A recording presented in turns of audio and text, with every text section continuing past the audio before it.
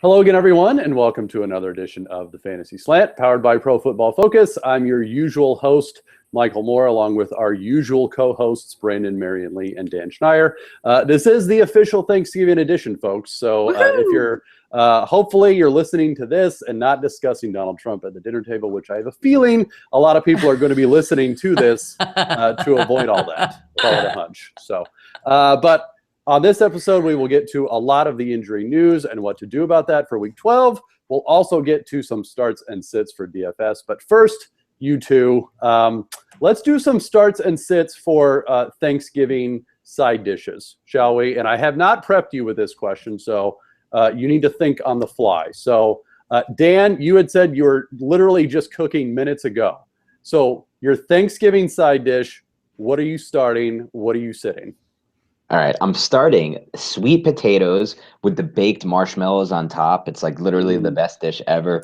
The sweet potatoes are mushy, they're sweet, they're great. They're not that bad for you. Then you throw in the sugar with the marshmallow just to get it going because, hey, it's Thanksgiving and we're not worrying about sugar. We're not worrying about carbs. We're not worrying about any of this. It doesn't count today, Dan. It's a holiday.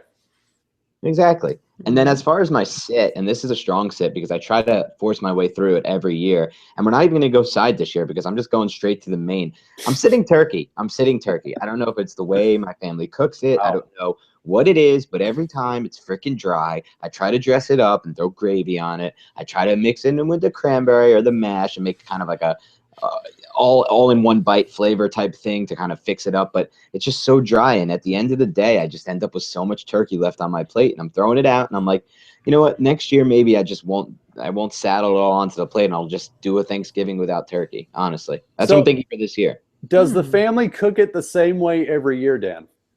Same freaking way every year. See, we're not. Our side's not in charge. Our side. You know what side's in charge of that? It's the Trump side. No, I'm just kidding. but whoever does make it, or whatever side of the family does make it, it's just not good. It's just cooked in the oven. Like there's nothing new to it. I don't know how you make a turkey, to be honest, but there's a lot of ways you can look. We had it deep fried a couple of years. I hear about that. I want to try that, but then I've also seen YouTube videos where people try to deep fry it and like splashes back on. Yeah, you could die. Okay. You really should have an expert doing that. So. Yes. Wow, hot take, Dan. I like it. Brandon, that's a hot take. Start and sit your side dishes. I am a very good cook, and I really love Thanksgiving dinner. It's one of the first big meals that I learned how to make, and I do it I actually have won cooking competitions with my stuffing. I home make it. It's all my little secret recipe. So I'd have to say that stuffing is my definite start. Although I will say just a quick tip for the turkey. First of all, you need to coat it in olive oil and butter, and I actually massage it like it's a person. With the butter, and then I put salt, pepper, rosemary, thyme, and I think that's it. But I cover the turkey in the spices, and then I cook it upside down for the first half of the time so that all the dark meat juices goes into the white meat, and then you flip it over. You just get these big tongs, you flip it over, you put it back in for the second half, and then for the last quarter, though, you cover it up with foil so that it doesn't burn the ends.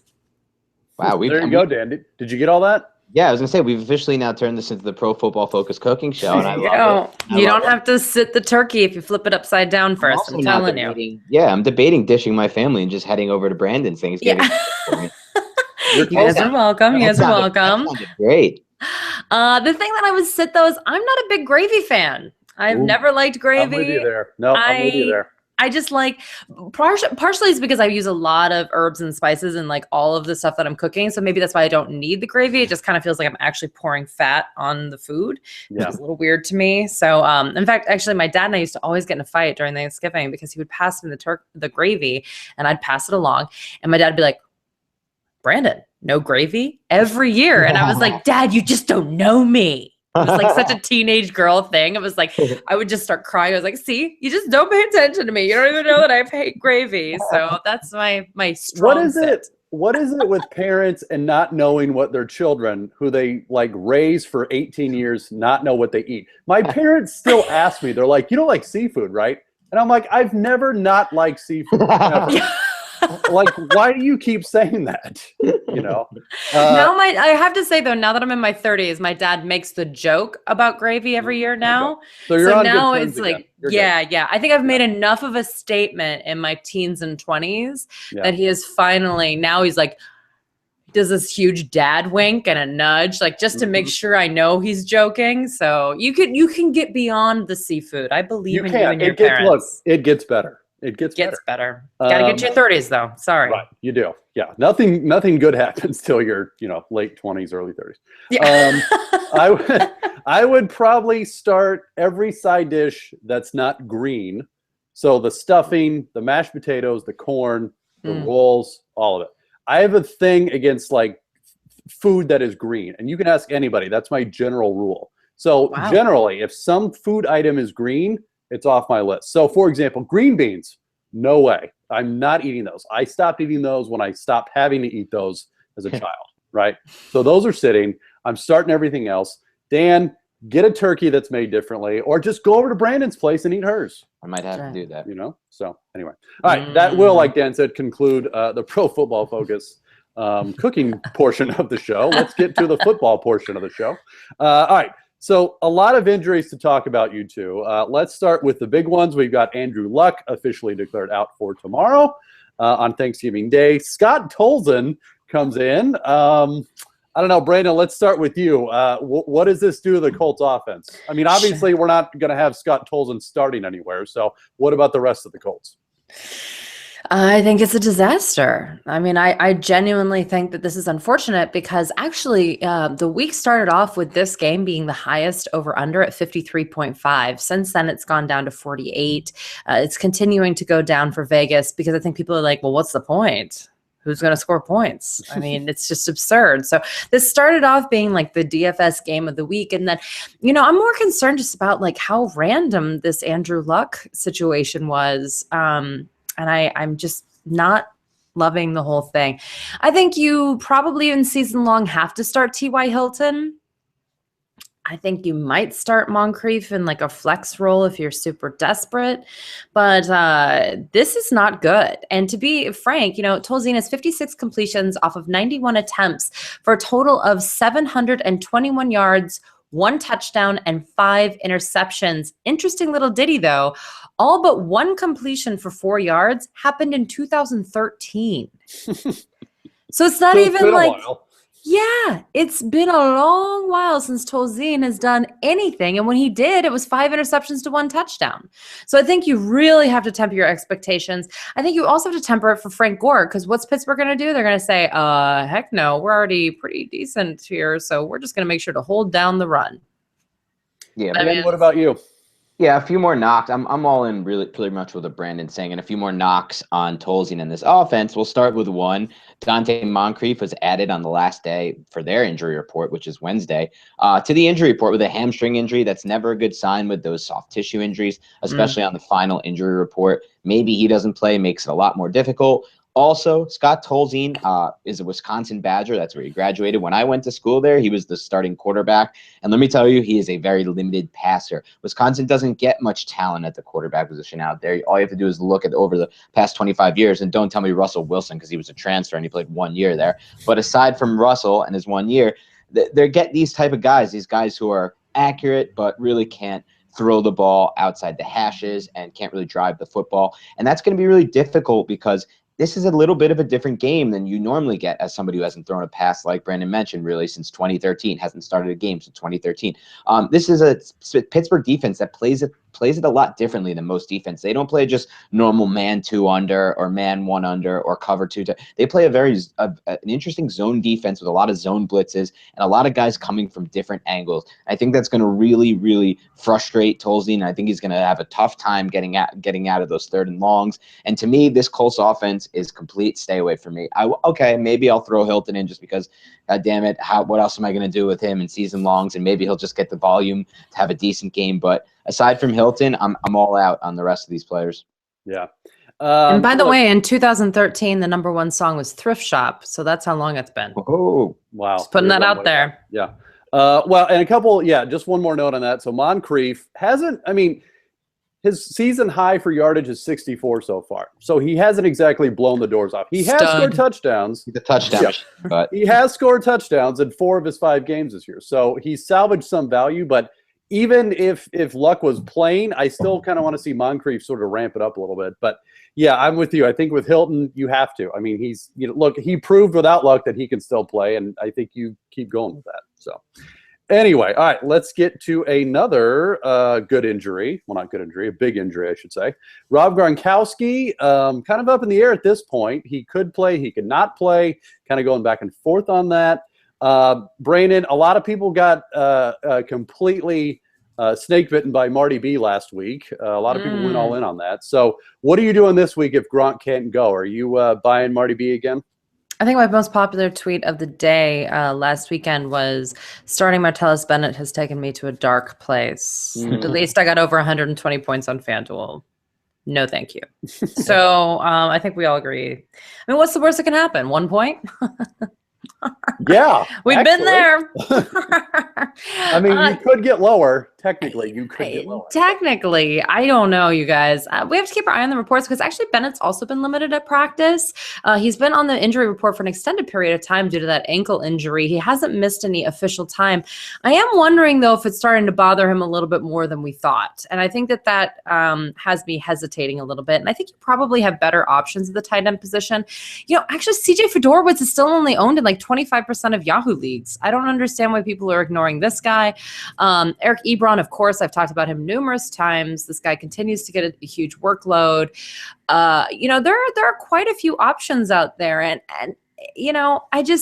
I'm having a tough time understanding what's going on here. And I don't think we're going to know for sure until the last possible second because it's the Patriots. And I hate that. Dan, what about you? Are you on Marty B again or no?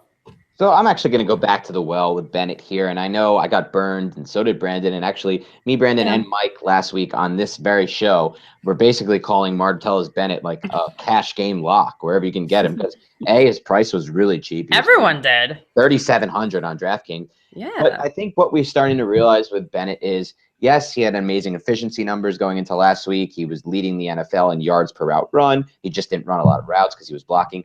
But the fact of the matter is what Brandon said is true. He's a lot more injured, I think, than they're leading on. He's been on that injury report now for a few weeks, and I think they're not really going to risk it against a team like the 49ers, and that kind of goes right back into this week against a team like the Jets, 2 hapless teams. Another reason why they're letting Gronk sit. So if you are looking for other options, and if you're not like me and you don't want to be proven wrong again, I kind of have a fool me once. I'm going to go back to the well, fool me twice. Right now, I'm just really angry. That's kind of like my own version of that fool me once, twice thing. But if you're looking for something else, you can go with Will Tye, the Giants tight end. Since coming out of the Giants bye in Week 9 against the Eagles, Ty's played closer to 75% of the snaps after they fully benched Larry Donnell. Well, Donnell was healthy and active last week for the first time all season. He's completely out of the picture. They have a rookie behind Will Tye, Gerald Adams, who has a lot of upside, but he's not ready yet, doesn't know the offense. So Ty's in for most of the plays. He scored a touchdown last week. He's not the best tight end. He's not the most talented tight end, but he has a ton of volume, and they're playing the Browns, which is a team we've liked to target all year in DFS. So I don't see why you don't go back to the well there. So if you're not as risk averse as me with Bennett, I would say go with Ty or one of the 2 tight ends Brandon mentioned. Or Vance McDonald. I mean, I know that's not super sexy to say, and I know that there are a lot of reasons not to like him, but he has 4 touchdowns on the season, 3 games with 50 or more yards, even with missing 2 games due to injury. He scored 2 touchdowns in his last 3 outings. There's targeting him. He and Colin Kaepernick, I hate to have to talk about them, but I think we have to. What are you talking about? Why do you hate talking about Colin Kaepernick? Colin Kaepernick's amazing.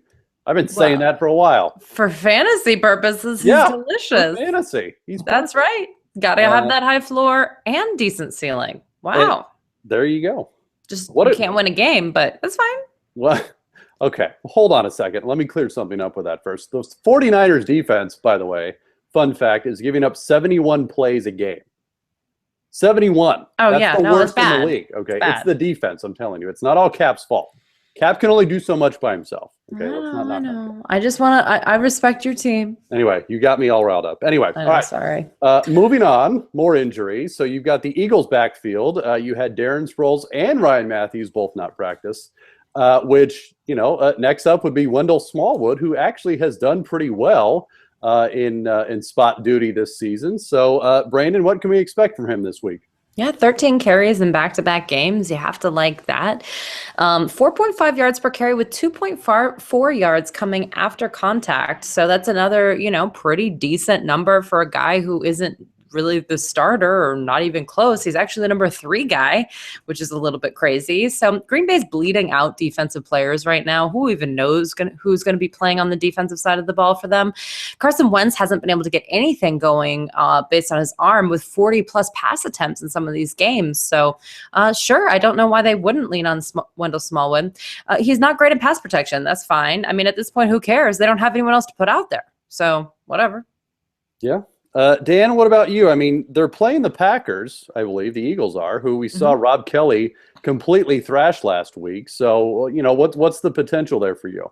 Yeah, I mean, and this Packers defense is falling apart. Blake Martinez won't play. They're really banged up on the second level. Like Brandon said, they really just don't have anyone else to put out there anymore than Smallwood. If, of course, Sproles is out, we guess we're going to find out completely fully on that a few days from now. But yeah, I mean, listen, if it comes down to the point where they're all ruled out except for Smallwood, and of course Barner will be there, but I'm gonna go ahead and say Smallwood's a really good play against this crumbling Packers defense. And it's so crazy because earlier in the season we were talking about this Packers run defense as one that we want to avoid every week in DFS, and it's crazy how it can just flip like that. But I think we saw what Rob Kelly did to them. Fat Rob, I mean, come on, man, he's run for 70-yard gains. I didn't even know the guy could crack the 5-0 mark in the 40-yard dash, but he's pulling off a 70-yard gain. So listen, you got to go with Smallwood if he's the guy. Yeah. All right. Another did not practice today. Stephon Diggs didn't practice. So, that apparently means Adam Thielen maybe next up. Maybe Cordarrelle Patterson sees some more attention. I mean, they're playing tomorrow, Brandon. So, people with Diggs kind of have to make a decision quickly. So what do we do there if you've got Diggs? Well, the last time that Diggs was out, Thielen went for 127 yards, catching 7 of his 8 targets, and he got a touchdown. So that's kind of when he kind of came to life for us, right? They actually moved him into the slot a lot more when Diggs was out. He's only been playing about 28.1% of the time in the slot on the season, but in that particular game, he was in the slot more. So it's something to think about. However, it's actually Jarius Wright who's been in the slot about 59% of the time, and Stephon Diggs has been in the slot 57.6% of the time. So it's a little more similar numbers. I still think they will lean on Thielen because that's what they did last time, but I think it is worth saying the name Jarius Wright out loud. Also, Cordarrelle Patterson's playing time has gone way up. He's playing in 60% of the snaps right now. He had 53 yards last week, and only one of them came before contact. Geez, what? So, I mean, he's earning his spot. You cannot ignore those kind of numbers or that kind of production and that kind of gumption, really. So I think that as far as what we're looking for in week 12, it's a great matchup against Detroit. You got to think that they're going to be throwing the ball. They can't run the ball. Minnesota's running game is a disaster. So I think they're going to kind of spread it around. And I think there are a lot of options here. And especially if you're going to look to play like Thanksgiving DFS, I think you have some really good bargains here too that you can look at. So I'm very interested. And also, just to be fair, Sam Bradford's getting the ball out incredibly fast. 2.81 seconds was all he had the ball in his hand last week. Exactly. They've made adjustments is what I'm trying to say. Like they have said, you don't have time. Let it rip. So they're going to do short passes the whole way, but I think they're going to pass it around. So yeah, but I do like Adam Thielen. He's incredibly productive and efficient, which I like. Well, and another note on that real quick. So the Detroit Lions defense have given up the 3rd most fantasy points for quarterbacks on average this season. So it's fair to say Bradford has a good chance at having a good game. Now it just depends on who he throws it to. So. All right, one more, and then we will get to some injury reserve players to be on the lookout for. So, Dan, we've got the Chicago Bears, a giant mess of a team, at least offensively right now. You got Jay Cutler. He could play this week. He could not play this week. Obviously, you got Alshon Jeffrey, who's suspended for 3 more games. Is there anything there, I mean, even in garbage time, that we should be paying attention to? Yeah, I mean, the crazy thing about this is that me and Brandon and Mike talked about this last week before Cutler's injury, and my take remains the same. I'm out here. I mean, I don't. This is going to get even worse and uglier with Matt Barkley there. There's been literally not an ounce, not a quarter of game tape that would lead us to believe that Matt Barkley can get things done in garbage time, let alone regular time. And at this point, all time is garbage time for the Chicago Bears offense. Okay, no more Zach Miller for the rest of the year. No more Alshon Jeffrey. Kyle Long out for the year. Josh Sitton just went down. They have Bobby Massey, who didn't play last week at right tackle. This is I've never seen a team have this many injuries. I guess I'd have to look back to check it out. And I guess obviously Alshon's a suspension. But the fact of the matter is I'm done. I don't want to hear about it. I'm not going to guess each week where these targets are going. Who knows who Matt Barkley has practiced with and who he's favoring. We'll find out. And listen, if we see some kind of trend in these first 2 weeks with Barkley where he's leaning on one guy, then okay, we're going to have to do some after the fact reporting here. But at this point, it's just guesswork for an offense that probably won't be that productive. Yeah. Okay, so one more note on injured players. You've got a few players on injured reserve on the return list, which means they are eligible to come back this season. Maybe not this week, but maybe a couple weeks down the road when a lot of people are in the midst of their fantasy playoffs. So for starters, Brandon, let's talk about Sammy Watkins first. He is practicing, I think, at this point, so he's got 3 weeks to show that he's better and get into a game. So if people have him on their waiver wire, should they pick him up? I know you wanted to talk about injured reserve spots in your fantasy leagues too, right? I just always scream about it every time we have a podcast. Go talk to your commissioner. Ask them for an IR spot so you don't have to drop people like Sammy Watkins. Hello? I don't know what else to say. Okay. I just, but I will say this. Sammy Watkins has averaged 67.43 yards per game. He scored 15 touchdowns in 31 games, some of which he was very hurt, and that hurt his average. The guy is a stud. If he is playing, he'll be fine. Tyrod Taylor is playing better football now than he was last year. Than the year before that, Sammy Watkins had no quarterback. So, I don't think you have a problem with him moving forward. If they're able to get him out on the field, they would love to have him. And Buffalo's kind of playing a little scrappy right now. No one's talking about the Bills, but they're not terrible. So I think they're going to continue trying to play for some wins there. It's a very interesting situation. Amir Abdullah, sure. He averaged 5.6 yards per carry before the injury, which, by the way, is so infinitely better than Dwayne Washington. I don't even know what to say. I mean, the fact that he had 13 attempts and got 6 yards last week is atrocious. I don't know why people keep thinking Dwayne Washington is going to happen. I am having a very difficult time having conversations with those people. But hey, whatever.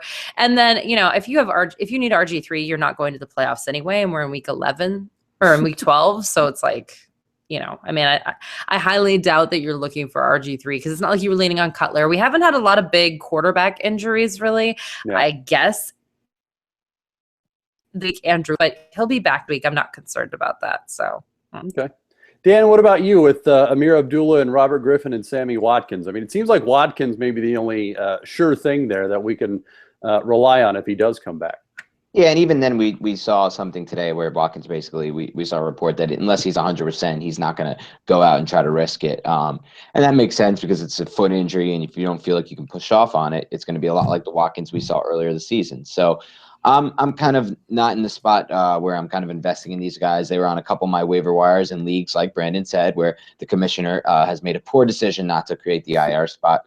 But yeah, I mean, Abdullah is the only one I'm a little interested in because I thought he was showing some of those explosive traits I love from him during his Nebraska tape 2 years ago when I was evaluating him.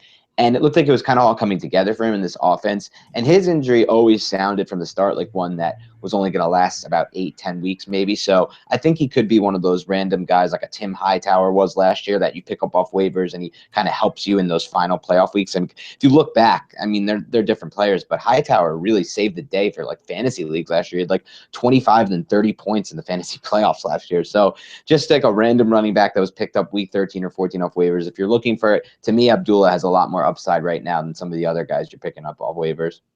See, and I might disagree with that, Dan. It's not that I don't think Abdullah is good. I think he is good. Detroit only runs the ball 22 times a game. They're literally in like the lower I don't know, bottom 3 as far as rush attempts per games go, And look, what would you? Sorry, I was going to say, but what about within the games he started? There's only 1.5. Yeah. So it's a small sample size. It is. It just seems like they're committed to having that offense go through Riddick. Obviously, Ebron's come on very strong this season, and definitely not doing what they used to do, which was go outside with Tate and Jones. That's just completely been dropped from the offense. But anyway. Would you run the ball if it took 13 times to go 6 yards? I feel like one of us could get close to that, right? Like if we had an NFL offensive line, right? I feel like one of us certainly the Cowboys. That. Well, yeah, okay. Then we'd be scoring touchdowns. We would, and then we would be having 1,000 yards at this point, just like Ezekiel Elliott did. So I have exactly the same skill set as Ezekiel Elliott. Right, but you're a little bit better in pass protection. A little bit better in pass protection, not gonna lie. Probably, yeah. All right, let's take a quick break, and when we come back, we will get to our DFS starts and sits for the week. All right, everyone, welcome back. All right, so we've got 3 games going on Thursday. Obviously, the balance of the games this weekend. Dan, let's start with you. Who are some guys you're starting at quarterback this week? So I really like Eli Manning. I'm kind of gonna advise for a full onslaught with this Giants offense this week. Start by saying that the wind and cold conditions that kind of limited him against the Bears in a windy MetLife Stadium where he only threw for 217 and 2 touchdowns aren't going to be there. I looked ahead. Cleveland, it's going to be 49 degrees, winds at 8 to 10 miles per hour. That's the good news, especially when you consider the fact that Eli has actually quietly thrown for 9 touchdowns in his last 3 games. No one's talking about this. Ever since the Giants came out of that bye, they've changed around things on offense, and things are starting to click, mostly because Sterling Shepard's really starting to get it. It really started to click for him. He has touchdowns in back-to-back games. Everyone's beat up on the Browns. We've talked about it on this podcast all year. And even Ryan Tannehill threw for 303. I think we're looking at 303 or 4 for Eli here. And he's going to be one of those quarterback that's in the top 4 or 5 in fantasy points. And he's going to have low ownership, and his price isn't really that high yet on DFS just because it's Eli Manning. But listen, this Browns defense, number 25 in cumulative pass rush, number 28 in our cumulative pass coverage grade. This is as easy as it gets. Yeah, and they give up the 6th most fantasy points to quarterbacks a game. So, yeah, I like that call. Brandon, what about you? Quarterbacks you're targeting this week in DFS? If I'm playing a Thanksgiving game, I would like to have Kirk Cousins against the Dallas Cowboys because I think they're going to have to throw a lot. And so far, over the last 4 games, he's thrown 8 touchdowns to 1 interception. You got to hope that he continues that kind of efficiency. Otherwise, they're not going to have a chance against the red-hot Dallas Cowboys. So get it together. Carson Palmer is, frankly, like the steal of the week. In FanDuel, he's only $7,100 going up against the Falcons, who frankly are in the top 10 of giving up fantasy points to every single position you can imagine. Now, what does that mean? Because Carson Palmer has been throwing 2 interceptions per game recently. Well, that's still a possibility, but he's also been over 300 passing yards in 3 of his last 4 outings. So especially you have the 300-yard bonus, that's something you want to pay attention to. Tom Brady is just classic, and I know that he and Bill Belichick just love to really rub their nose in the New York Jets, and that's narrative street, but we have all the Tom Brady stats on the planet that can point to why you would want to play him. And Drew Brees, until the guy goes under 4,000 yards, he's not dead to me, DFS players. He's not dead to me. Every year, every preseason, everyone's like, this is it. Drew Brees is so overrated. And I'm like, really? I love him. And I'll tell you why I also love him. He is averaging right now 327.7 passing yards per game. That is the highest average he's had in his career, save in 2011 when he went for 5,476 total passing yards. So that's what kind of year we're talking about with Drew Brees. And I don't think we've really given it the credit it deserves. And I think our own Scott Barrett tweeted out he's got his 2nd highest completion percentage on his career going this season too, like 70% or something like that. We're all talking about Brady, but no one's talking about Brees. He's doing just as much magical things as an old man as well. Congrats. I'm an old woman, so I get it. True. I also want to say, if you're playing the Thanksgiving slate, I think a really interesting contrarian way you can approach these tournaments, obviously with only 3 games, 6 teams going, is by starting Ben Roethlisberger at quarterback. A lot of people are now going to be off that game because Scott Tolzien's in, the over/under has dropped. Roethlisberger has those awful home road splits, but this game's going to be in a dome, so the weather will be fine. And a lot of people are going to want to pay Le'Veon Bell against this Colts defense. So instead, you play Roethlisberger, contrarian, low percentage, and you're going to get a guy who's going to face a Colts defense that is actually somehow worse than the Browns, at least according to our metrics. The Colts are dead last in pass rush this season and dead last in pass coverage grade, cumulative overall for Pro Football Focus. Why? Because Robert Mathis is completely over the hill, and he's their #1 edge rusher. And then they got a guy, Eric Walden, who I really honestly think should be playing like interior offensive line on a college football team. I think that's like, I'm sorry, interior defensive line on a college football team. I think that's actually like his best spot, maybe like a 3-4-5 technique, but nope, he's their edge rusher, their outside linebacker. And the guy has an unbelievably bad rating in pass rush for us. They don't get any pressure at all. Actually, their best pass rusher this season is their rotational nose tackle, Ty McGill, who has played like 160 snaps. So Roth's going to have all day to sit back there in the dome, and he's just going to let it rip, and he's going to have low ownership, and I can't wait to get in on it. All right, so let's flip that switch, Dan. Who are some quarterbacks you're avoiding this week? Actually, I'm avoiding Matt Stafford, especially in this early slate. I think people are going to want to play Stafford. He's a trendy name. He's somebody who has done well on Thanksgiving in the past. Obviously, last season, he was the quarterback who ended Chip Kelly's coaching career with the Eagles. But the new and listen, he's definitely a more efficient quarterback this season without Calvin Johnson, which is crazy, and with the new offense under Jim Bob Cooter. But his efficiency hasn't really always translated to fantasy football success. So Stafford has just 4 touchdowns over his past 4 games. That is not good, and he's not top 278 yards in any of those games. So we're talking about a guy who hasn't really lit it up for fantasy, even though he kind of still has that luster, that name, that Stafford name, and he's facing a Vikings defense, so I'm out there. And then I'm also out on Alex Smith. I mean, this one's pretty self-explanatory against this Broncos defense, but at the same time, if you're looking for a few more stats, why? The Broncos enter Week 12 with their best cumulative grade overall between pass rush and pass coverage. Also, Alex Smith, last year in 2 games against this Wade Phillips Broncos defense, threw for just 395 total yards and 1 touchdown with 2 interceptions. That's 2 games against the Broncos. So you're really digging to the bottom. If you have to start Alex Smith, even in a 2-quarterback league, you're just going wrong. Get into the wine early, as they say. So, Brandon, what about you? Quarterbacks you're avoiding this week? I'm not paying up for Matt Ryan this week against the Cardinals.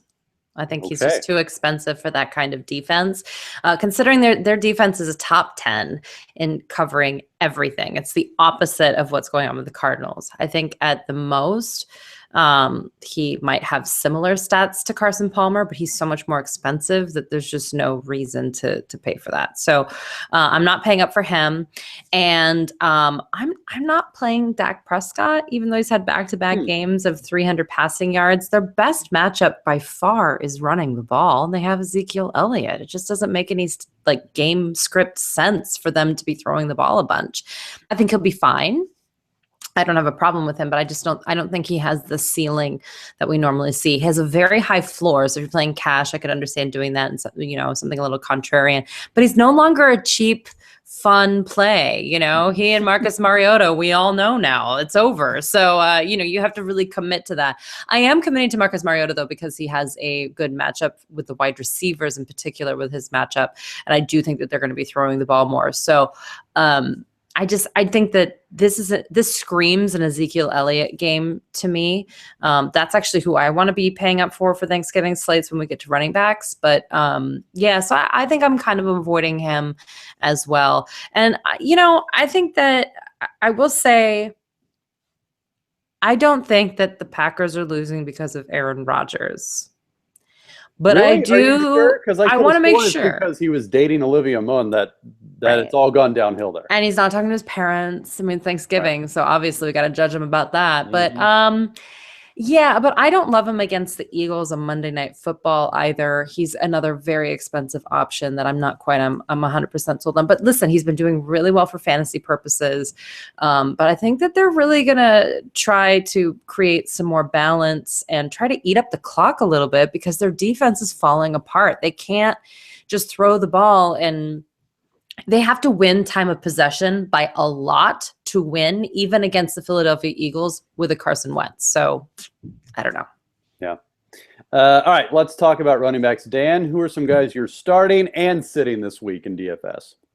Yeah, I think a guy that not many people are talking about is Jay Ajayi. I think Ajayi, this matchup sets up really perfectly for him, just from a game script standpoint, a volume standpoint. And I've talked in the past numerous times about why I like him from a talent standpoint, so I won't dig too deep there. And another guy I'm going to say is Thomas Rawls. And last week on this podcast, I went all in on CJ Procise, and I was like so happy when he had that 74-yard touchdown. I was like, hell yeah, I'm going to come on this podcast and brag because that's what we do when we get things right. And then when we're wrong, we pretend it never happened, right? But anyway, Dan, of course. He was really good for those 4 carries, Dan. It's okay. Right? He was really good.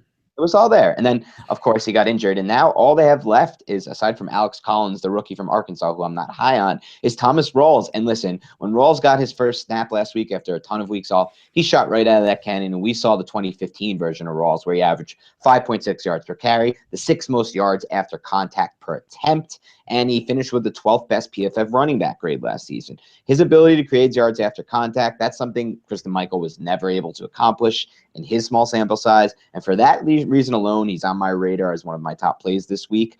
Again, 88 yards, 17 touches last week. He also racked up the 6th most yards after contact per attempt, just kind of building off what we saw from him in 2015. This Bucs defense gets a lot of credit as maybe a top run, as a defense that can stop the run, a funnel defense. I've heard people talk about Gerald McCoy's return as a reason to be worried, and he's been back for a few weeks now. But the metrics don't say that. They rank dead last according to our run defense rankings. That's number 32.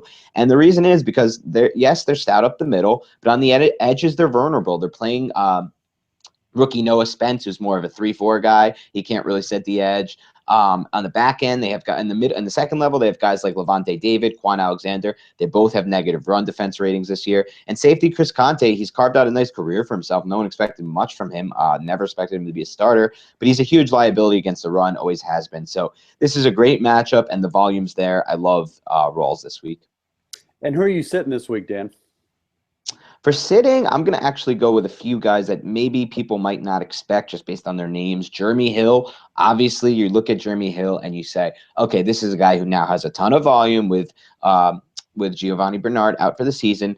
But let's keep an eye on Rex Burkhead. Burkhead's a guy they tried to work in as a receiver at some points, as an H-back. Burkhead kind of does a lot of what Gio Bernard did for that offense. And even if Hill does get the volume, we saw last week that this Ravens defense, our number 1 run defense, all season long, basically, they've only built on their gap ahead of the number 2 run defense, can shut down a high-volume runner. Last week, Ezekiel Elliott, just 97 yards on 25 carries. That's an under 4.0 yards per carry average. So, you know what? I'm not going to go in on this Hill buy this week, especially without A.J. Green in the lineup, potentially no Brandon LaFell. I think it becomes more one-dimensional. The Ravens will have an even easier way to defend him by stacking the box.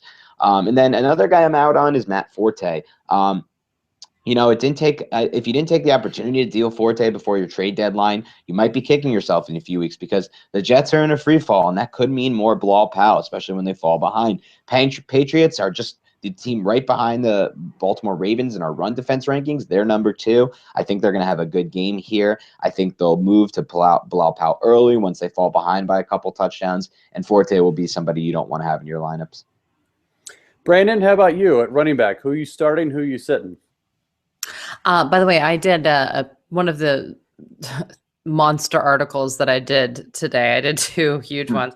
Was 4 lineups for this weekend. I did one for each platform and a Thanksgiving lineup. And Jay Ajayi was in all 3 of my Sunday lineups. So clearly, I agree with you. When I said, I'm sorry, he's playing San Francisco. Sorry, not sorry. He's in all of my lineups. Well, and on that note, I mean, he didn't get 100 yards last week, but that wasn't his fault. He only had 16 carries, but still had 5 yards a carry. Like, he's still really good on a per carry basis, And he averages actually 22.4 carries when you look at what's gone on since week 6. So they're going to bump it back up. That's how they do well. I have no problems with Jay Ajayi. I'm all in.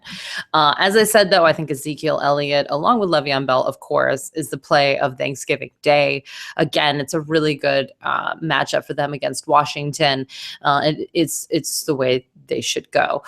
David Johnson, though, as well. I mean, come on now. He's facing the Falcons. The Falcons give up an average of 83.4 rushing yards and 63.4 receiving yards just to running backs per week. Ooh. And that's what David Johnson does, is on the ground and in the air. So perfect. I love him. He is expensive, but I am paying up. I'm paying up for running backs in general in my life. But also Lamar Miller is surprisingly only $5,800 on DraftKings.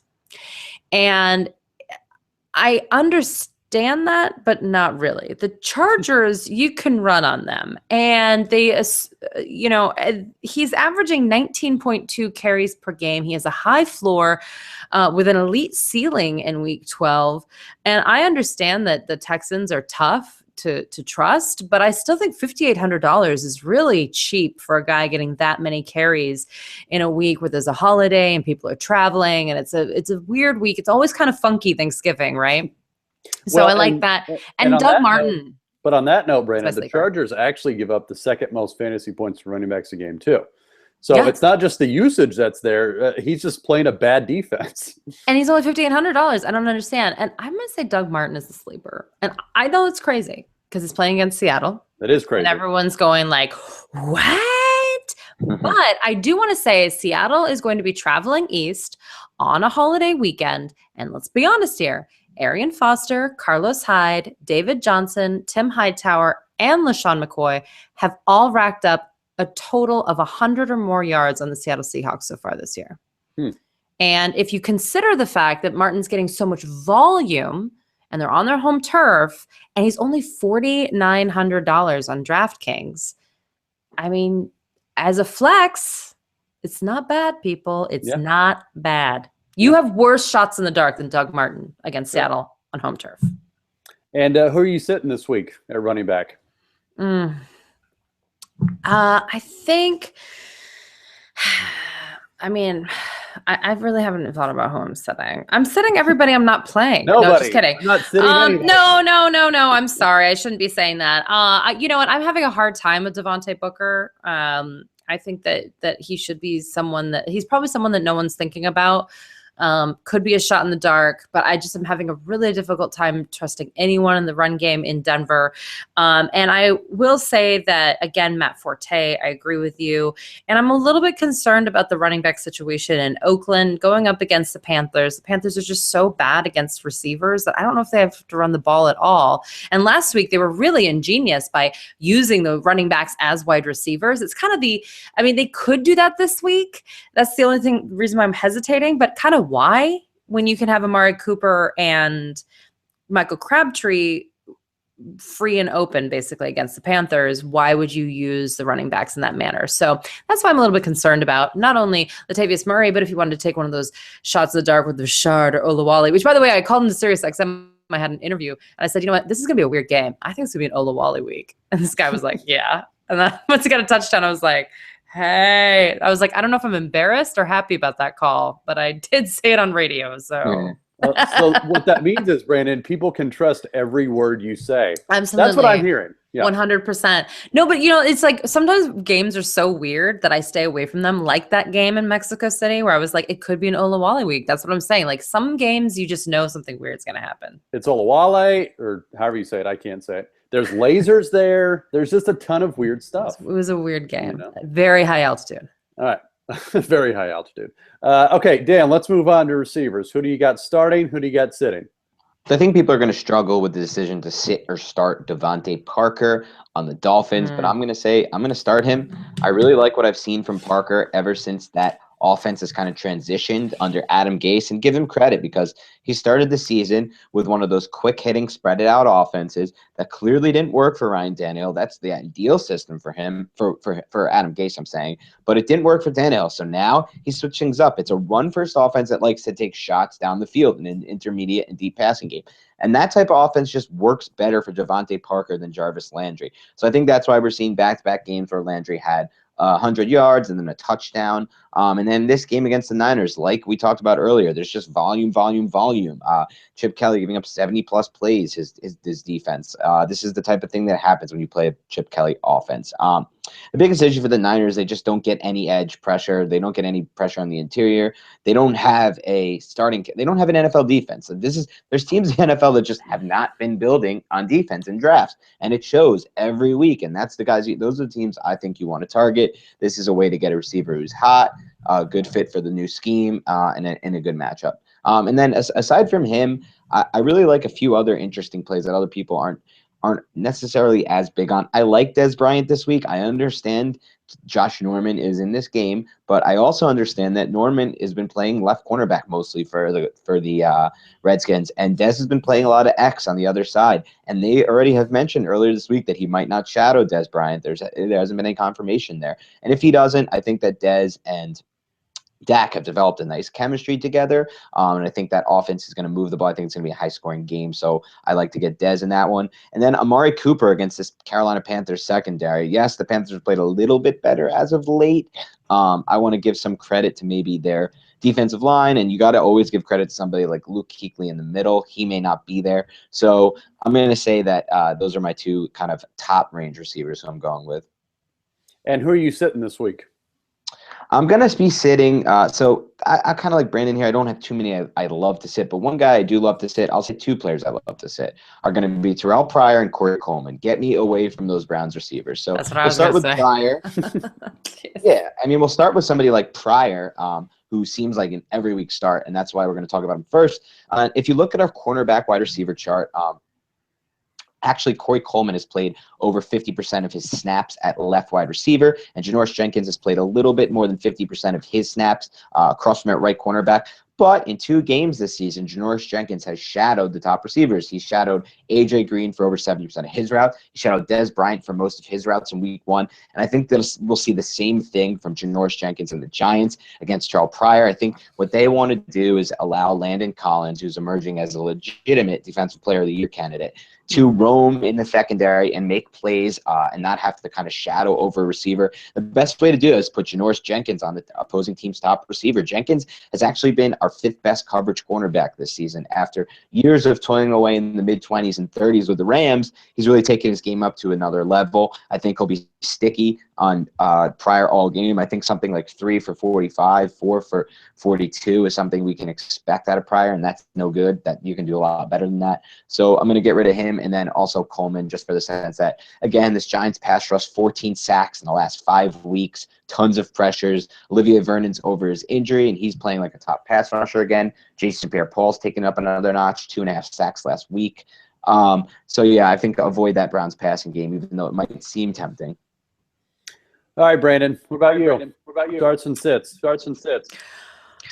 Well, I really like Cole Beasley in the slot as well against Washington. Again, that's definitely not going to be Josh Norman's territory, so we don't need to worry about him there. Also, Pierre Garçon is a cheap Thanksgiving option, and the guy has 6 catches in 3 games back-to-back and 56 or more yards in 5 of his last 6 games. So you want him to score more touchdowns.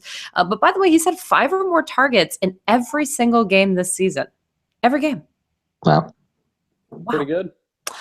Also, I actually think that Larry Fitzgerald is a must-play in PPR formats, and I'm not entirely sure that I'm going to back away from that whatsoever. Again, it's going up against the Atlanta Falcons. They're also going to have to throw just to keep up. And let's just put it this way. The other 3 guys are not reliable. None of them, right? Yeah. It's a complete mishmash with the other 3. Larry Fitzgerald, unbelievable. And I want to say that He has 5 or more catches in every single game this season, 60 or more yards in all but one contest. He only has 5 touchdowns on the season, but that number's going to go up against the Falcons. Let me tell you, 30th ranked secondary. I'm way okay with it. Also, Doug Baldwin is so cheap compared to what he's been doing recently. You know, he had the 100, over 100 yards last week. The week before that, he had the 3 touchdowns. It just is very clear that Russell Wilson's healthy. And as we've said numerous times on the show, Russell Wilson healthy versus Russell Wilson unhealthy are 2 completely different players. So now that we have this guy moving around, doing what he needs to do, I am completely comfortable with starting Doug Baldwin. And, if I'm going to do the dart throw for the Bengals, it's going to be Tyler Boyd. He's only $4,000 on DraftKings. And also Julian Edelman. If you're going to do a stack with Tom Brady, why not? I think that they're finally clicking there. And I think that this is a very interesting matchup again against a very weak secondary with the New York Jets. And you just know, again, the Patriots, they just love to really rub the nose in the Jets. This is they mark this on the calendar every year. I know that's Narrative Street, but every once in a while, especially in GPPs, ride Narrative Street. I'm okay with that. Yeah. Well, and I think you bring up a good point with Boyd, too, especially with how cheap he is. And look, you've got LaFell now dinged up, and obviously you've got Green and Bernard out. Between Green and Bernard, that's literally 15 targets that need to be redistributed at some point. So, well, we're going to get into tight ends and stuff, but I mean, also Tyler Eifert, they're going to have to use him more. Hey, to move him nice down. Segue, Brandon. Tight ends, DFS, start and sit. So Tyler Eifert. Yeah, I like Tyler Eifert. Again, CJ Fedorowicz is super cheap and nobody cares about him, so I'll take him. I got no problems with that. I would say this about Tyler Eifert. He supposedly is red zone threat, but he only has 1 touchdown on the season. So they're trying to use him more as like a volume guy to go down the field, and I think that's a good thing for DFS players, especially because they don't have anyone else. It's incredibly important that they get the ball somewhere. And you know what? I'm going to say it. Jesse James is a sleeper tight end. You want to know why? He played in all but 1 offensive snap last week when Ladarius Green was going to come out and take over. If the guy's on the field, he has a chance of scoring a touchdown. And if he has a chance of scoring a touchdown, he is cheap. He is dirt cheap. And I just think this Ladarius Green thing, we're trying to make it happen. I'm not quite sure it's going to happen. Again, he only played in 11.6% of the snaps, whereas Jesse James played in 98.6%. And when I saw that game that first week, I said, he does not look right. And it does not look like he has a connection with Ben Roethlisberger. And I don't know what's going on. It's rather late in the season to add some guy that, again, weird stuff happened in the preseason. So, and then also Delaney Walker is actually the guy that I'm targeting in a lot of things too. I think that this is a good matchup. It's the short passes. I don't think they're going to, some people think they're going to take the foot off the pedal a little bit based off of this matchup, but I don't. I think they're going to try to ride this wave into the bye week. Okay. All right, Dan, bring us home. Starts and sits for tight ends this week. Yeah, I mean, I'm going to start with a Marianne Lee favorite, maybe her favorite NFL player in the league right now. Wait. Can I guess? Oh, yeah, from a personality standpoint, go. Gary Barnage. Oh, yeah, we're going Barnyard.